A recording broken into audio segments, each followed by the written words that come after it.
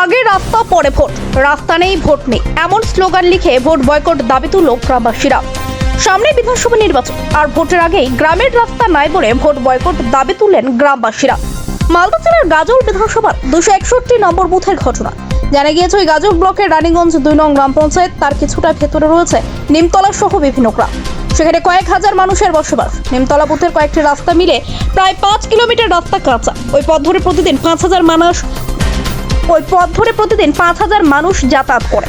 বর্ষায় আরো ভোগান্তিতে পড়তে হয় স্কুলের ছাত্রছাত্রীদের এবং কৃষকদের।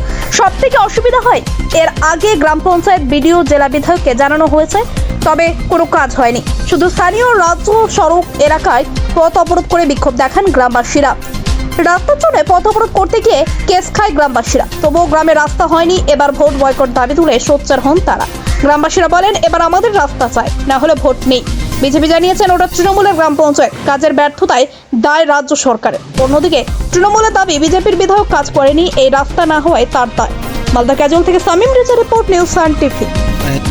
এই যে পোস্টার টাঙানোর কারণটা হচ্ছে আমরা এই যে আমাদের ভোট প্রতি 5 বছর পরে পরে আমাদের পঞ্চায়েত ভোট কিংবা সব প্রধান ভোট আসছে। আমাদের ভোট দেওয়ার আগে সব দাদা দিদিরা সবাই আসে, বলে দাদা ভাই বোন সবাই আমাকে ভোট দাও। ওই বলছে আমাকে ভোট দাও, ওই বলবে আমাকে ভোট দাও। সবাই আমাদেরকে আদর যত্ন করে ভোট দেওয়া করাবে, তারপরে আমাদের কোনো কিছুই দেবে না। আমাদের প্রতিটা গ্রামে মোটামুটি 50টা করে কি 60টা করে বাড়ি আছে, একটা করে ট্যাঙ্কি দেওয়া আছে, তাও ওটাও মানে ভালো ফিনিশিং হয়নি।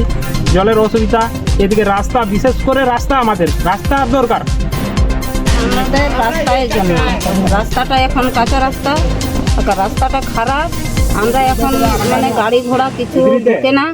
আর এবং এখন রুগী যদি হয়ে যায় তাহলে এখন গাড়ি তো ঢুকে না, কেমন করে রুগীটা নিয়ে চলে যাব, সেটা সমস্যা আমাদের খুবই।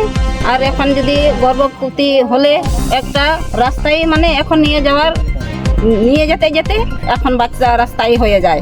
এখন এ ডাকো ওই ডাকো, আর এখন মানুষ তো ওজন তো পাওয়া যাবে না, তখন আর কি করে নিয়ে যাবে, গাড়ি তো ঢুকবে না। তখন লোকজন যদি না ঠিক হলে এখন কেমন করে ঘাড়ে করে নিয়ে চলে যাবে, তাহলে কত সমস্যা আমাদের। ওই জন্য আমাদের এখন রাস্তার জন্য দরকার। আমাদের রাস্তা হয় না। হ্যাঁ, পঞ্চায়েত সমিতির মেম্বার, প্রধান পঞ্চায়েত যা আছে, এমএলএ থেকে শুরু করে সবাই শুধু প্রতিশ্রুতি দিয়ে যাচ্ছে, আমাদেরকে প্রলোভন দিয়ে যাচ্ছে, কিন্তু রাস্তা হচ্ছে না। ভোট এখন কথা হচ্ছে, আমরা এখন পরিস্থিতি নিচ্ছি যে ভোট বয়কট করব। এখন লাস্ট কতটা রাস্তা এটা? রাস্তা মোটামুটি 5 কিলোমিটার, 5,000 লোকের। বর্ষাকালে কি সমস্যা? বর্ষাকালে খুবই সমস্যা হয় আমাদের। হ্যাঁ, গাড়ি ঢুকাতে পারছি না। হ্যাঁ, রাস্তাঘাটে গাড়ি উল্টে যায়, পাল্টি খেয়ে যায়, চাষের গাড়ি ঢুকতে চায় না, বাচ্চারা স্কুল যেতে পারে না। হ্যাঁ, এত সমস্যায় পড়ে আছি।